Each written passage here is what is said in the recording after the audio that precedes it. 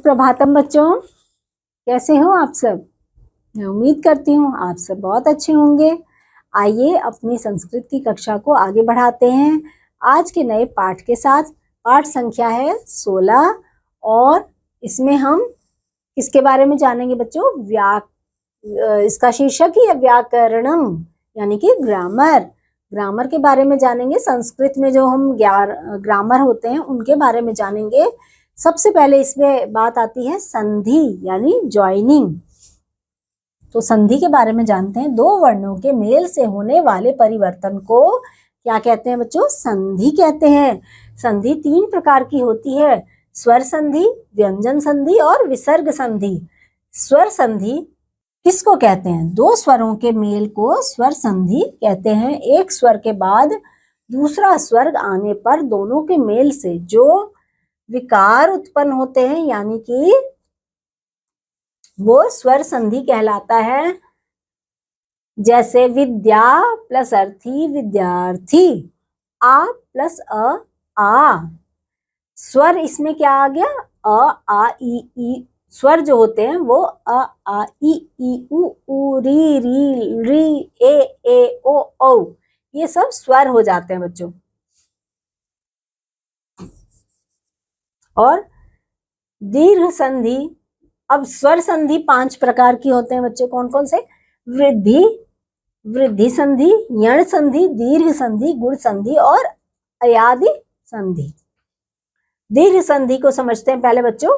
जब हंस अथवा दीर्घ स्वर यानी आ ई उ री के बाद उसी के समान दूसरा स्वर आए तो दोनों मिलकर दीर्घ स्वर हो जाते हैं। जैसे हिम, अद्रिह, हिम प्लस अद्रिह इज इक्वल टू आ हिमाद्रिह।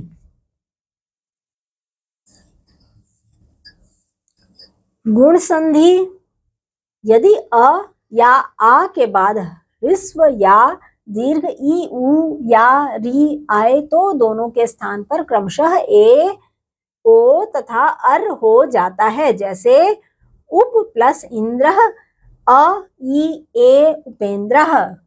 तीसरा आता है बच्चों वृद्धि संधि। यदि अ या आ के बाद ए ओ आए तो दोनों के स्थान पर क्रमशः ए औ हो जाता है। जैसे मम प्लस एव, अ प्लस ए ममैक। यण संधि, यण संधि यानी यदि ह्रस्व या दीर्घ ई उ री एवं री के बाद कोई असमान स्वर आए तो उसके स्थान पर क्रमशः य व र ल का ल हो जाता है। जैसे इति प्लस अपि, ई प्लस अ इत्यापि, इत्यपि। अब आता है अयादि संधि। यदि ए ओ औ के बाद कोई असमान स्वर आए तो उसके स्थान पर क्रमशः अय आय अव आव हो जाता है। जैसे ने प्लस अनम, ए प्लस अय नयनम। व्यंजन संधि, स्वर रहित व्यंजन के बाद जब कोई स्वर या व्यंजन आता है तब उसमें परिवर्तन होता है, उसे व्यंजन संधि कहते हैं। शचुत्व संधि, जहां स्वर रहित स अथवा त वर्ण वर्ग त थ द ध न के पीछे अथवा आगे श अथवा च वर्ग च छ ज झ आते हैं, वहां स के स्थान पर श और तवर्ग के स्थान पर चवर्ग हो जाता है। सूत्र, स्तोह शचुनाश्चुः, क स के स्थान पर श होना। तपस प्लस चर्या, तपश्चर्या। समझे बच्चों? अब बच्चों आगे बढ़ते हैं। विसर्ग संधि, ज्वाइनिंग ऑफ विसर्गा। जब विसर्ग के साथ स्वर अथवा व्यंजन के मिलने से उन विसर्गों में जो परिवर्तन होता है उसे विसर्ग संधि कहते हैं बच्चों। जैसे रामः तुयति या रामस तुयति, रामस तुयति। सकार विधान विसर्ग के पीछे क ख च छ ट ठ त थ प फ श व स आने पर विसर्ग के स्थान पर स हो जाता है बच्चों। अब समास बच्चों, कंपाउंड वर्ड्स। समास शब्द का अर्थ है संक्षेप करना या संक्षिप्तीकरण, यानी कि छोटा करना, संक्षिप्त करना। जब दो या दो से अधिक पदों को मिलाकर एक पद बनाते हैं तो वह समास कहलाता है। दो पदों के समास में प्रथम पद को पूर्व पद एवं द्वितीय पद को उत्तर पद कहते हैं। जब समास को तोड़कर पूर्व स्थिति में ला देते हैं तो उसे विग्रह कहते हैं। समास 6 प्रकार के होते हैं। तत्पुरुष समास, कर्मधारय समास, अव्ययी भाव समास, द्वंद्व समास, द्विगु समास, बहुव्रीहि समास। अब बच्चों तत्पुरुष समास को समझो पहले। जिस समास का उत्तर पद बाद का पद प्रधान हो तथा पूर्व पद द्वितीया से लेकर सप्तमी विभक्ति तक किसी न किसी विभक्ति से युक्त होता है, वहां तत्पुरुष समास होता है। विभक्ति के आधार पर यह 6 प्रकार का होता है। कर्मधारय समास, जिस समास का पूर्व पद विशेषण तथा उत्तर पद संज्ञा हो वहां कर्मधारय समास होता है। जैसे वीरपुत्र इज इक्वल टू वीरः चासौ पुत्रः, चंद्रमुख इज इक्वल टू चंद्रः इव मुखम। अव्ययी भाव समास, जिस समास का पूर्व पद अव्यय या उपसर्ग होता है और उत्तर पद संज्ञा होता है, वहां समास होने पर पूरा पद अव्यय हो जाता है तो उसे अव्ययी भाव समास कहते हैं।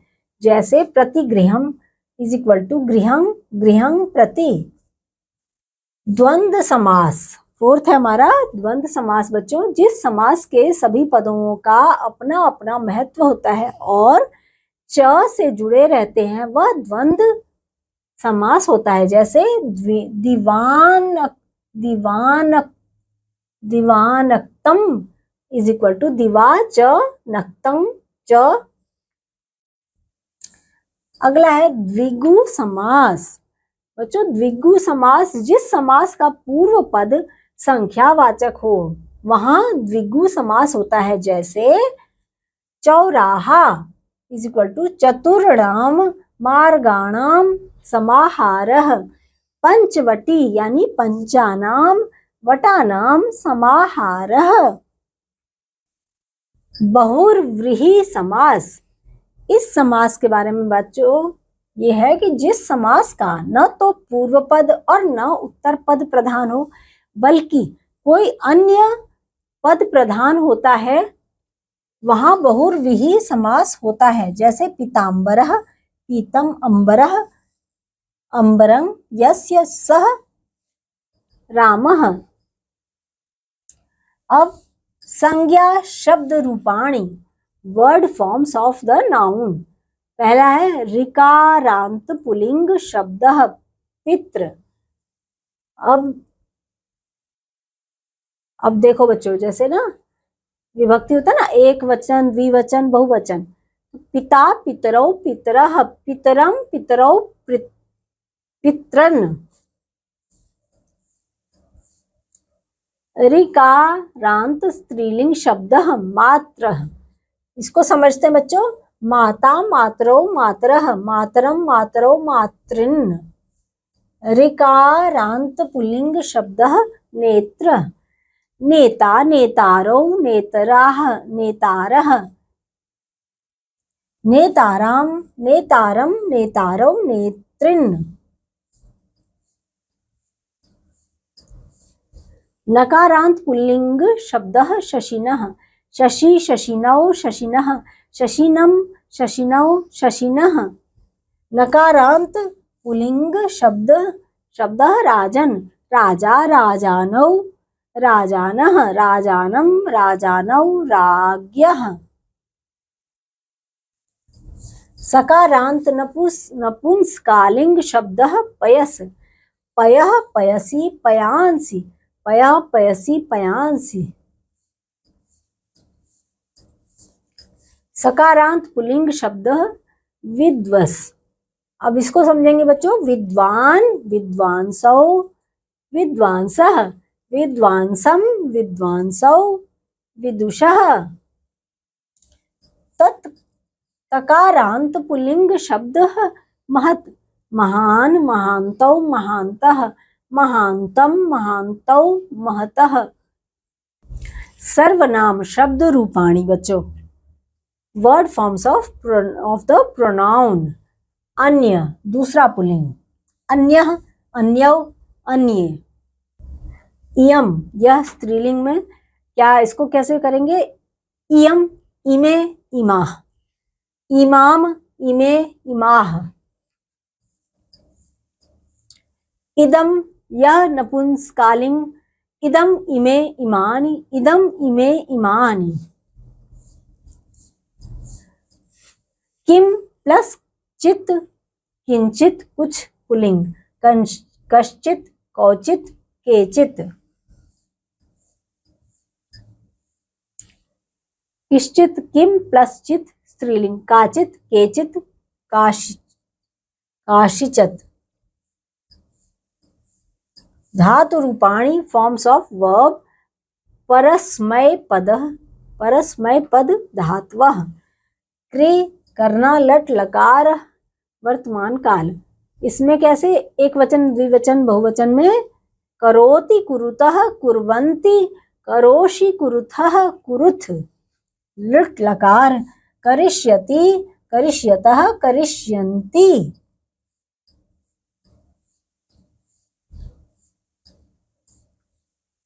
धातु में पाठय, पढ़ाना, लट लकार वर्तमान काल में पठ्यति, पाठयति, पाठयतः, पाठयन्ति। लट लकार भविष्यत काल में पाठयिष्यति, पाठयिष्यतः, पाठयिष्यन्ति।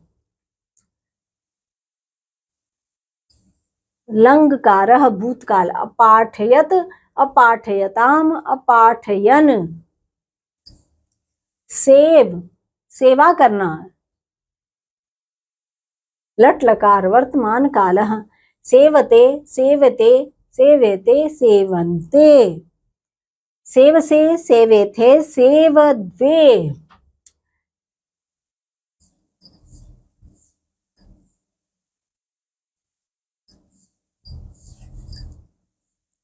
लभ, लट लकारः वर्तमान काल, लभते, लभेते, लभन्ते।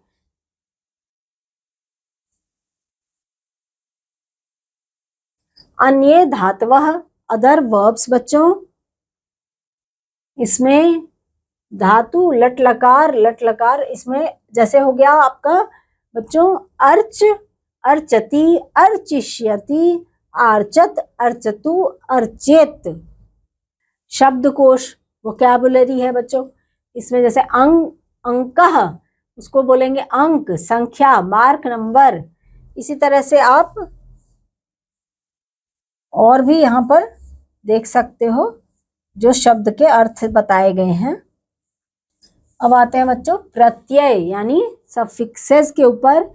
और कत्वा, तुमुन और ल्यप प्रत्यय धातुओं में जोड़े जाते हैं और दो वाक्यों को जोड़ने में ये सहायक होते हैं, मदद करते हैं। उदाहरण के लिए बच्चों, कत्वा प्रत्यय, बालः पाठं पठति, तत्पश्चात सः क्रीडति। बालः पाठं पठित्वा क्रीडति, पठ प्लस त्वा, पठत्वा, है ना। पितामह, अब बच्चों इस उदाहरण में देखो क्या है बताया जा रहा है। पितामह भोजनं खादति ततः सः भ्रमणाय गच्छति। पितामह भोजनं खादित्वा भ्रमणाय गच्छति। खाद प्लस त्वा, खादत्वा। अब अगला है बच्चों पर्यायवाची शब्द, सिनोनिम्स। समान अर्थ का बोध कराने वाले शब्दों को क्या कहते हैं बच्चों? पर्यायवाची कहते हैं। और संस्कृत में पर्यायवाची शब्दों का ज्ञान अत्यंत आवश्यक है। इन शब्दों से अनुवाद करने में हमें बहुत अधिक सहायता मिलती है। जैसे अग्नि को क्या कहेंगे? पावकः, अनलः, वह्नि, हुताशनः। शिव, शिव शिव भगवान के भी बहुत सारे पर्यायवाची नाम हैं। कौन कौन से हैं बच्चों? शिवः, हरः, नीलकंठः, शंकरः, शंभुः, पशुपतिः। गणेश जी के नाम अलग अलग पर्यायवाची में हम क्या देखते हैं? गजानन, लंबोदरः, गणपतिः। इसी तरह से आप बहुत सारे पर्यायवाची देख सकते हो। तो बच्चों, आज के इस पाठ में आपने ग्रामर यानी कि व्याकरण के बारे में जाना। मैं उम्मीद करती हूँ आपको व्याकरण की बहुत सारी जानकारी मिली होगी इस पाठ में। तो बच्चों, ये पाठ हमारा यहीं तक था और अब मैं आपसे अगले पाठ में फिर एक बार मिलूंगी। तब तक के लिए बच्चों, बाय बाय।